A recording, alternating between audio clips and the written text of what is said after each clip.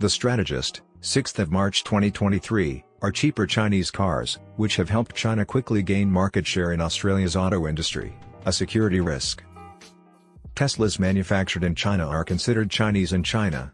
20,000 of the 123,000 Chinese-made automobiles are Teslas.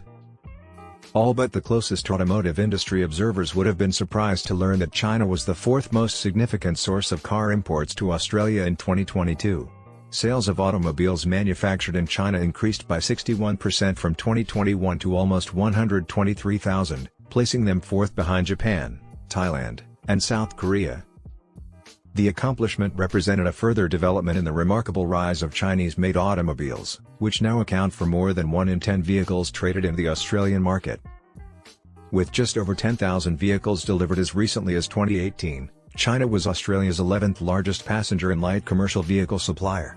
Since then, it has surpassed established powerhouses like the US and Germany, and for a brief period last year, it also beat South Korea. While names like MG, Great Wall Motor, Haval, and LDV have become widespread on Australian roads, other makers are also making strides in this area. Tesla and Polestar electric cars are also produced in China and shipped to Australia. Furthermore, Tesla's Model 3 outsold the venerable Toyota Camry last year to claim the top position in the mid-sized car category, even though Australia is being criticized for being a laggard in the adoption of EVs. It was the third most popular car in the nation last month, just behind the Ford Ranger and Toyota Hilux Utes. Tesla may have had an early lead in the EV market. Although other manufacturers are quickly catching up to Tesla in the EV market, the Chinese brand BYD is already in second place in Australia's small but rapidly expanding EV market. In actuality, China produced each of the top 5 electric vehicles sold in Australia in February. Overall, 6.8% of the cars sold in the month were electric, and by 2022, there will be almost twice as many EVs and plug-in hybrids on Australian roads. So why is any of this relevant? Cars have evolved into what are mobile computers as they have become more technologically advanced. Modern automobiles are covered in cameras and sensors, increasingly linked to the internet for over-the-air tasks like software updates. They gather information from drivers' locations and travel routes to their connections and phone calls. Such information might be used to build a complete picture of a person's activities and, in the case where a vehicle owner commutes to work at a secure location, for instance, could pose a risk to national security. Researchers and hackers have already demonstrated their ability to remotely shut off engines, lock, and unlock vehicles from various manufacturers. In contrast, others have tracked the whereabouts of cars and collected financial information from drivers. With the rapid adoption of EVs and the creation of self- and assisted driving technology, data-heavy trends are only accelerating. Since lives are at risk regarding the fallibility of self-driving technology, cars should be subject to the same level of stringent examination as any other internet-connected device for the security of their systems. Tesla has been the subject of several lawsuits, the latest filed in the US last week claiming that the company and CEO Elon Musk overstated the safety and efficacy of its autopilot and full self-driving systems over several years, creating a serious risk of accident and injury.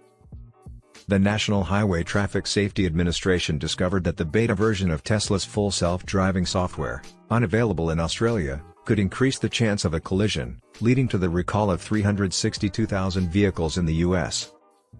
In response to fears that the data from the vehicles could be misused, China has banned Teslas from the streets of some cities during significant Communist Party events and from military bases and other locations, as Wired noted last year. Beijing has made it illegal for automakers to transmit that data outside China. Tesla quickly complied with the new regulations last year, opening a dedicated data center in mainland China to meet the requirements, according to the Wired report, even though keeping that data in China significantly increases the likelihood that state security services could use it. Uncertainty surrounds the potential effects of Tesla data being stored in China on Australian drivers. Still, worries have already been expressed that it could be subject to China's 2017 National Intelligence Law, which obliges Chinese people and businesses to assist the nation's spy agencies upon request.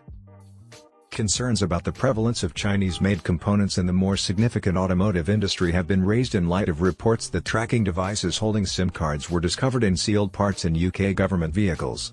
Such devices might make monitoring a vehicle's position possible and would have gone unnoticed if searches had not been done. Nearly all significant automakers purchase components from China.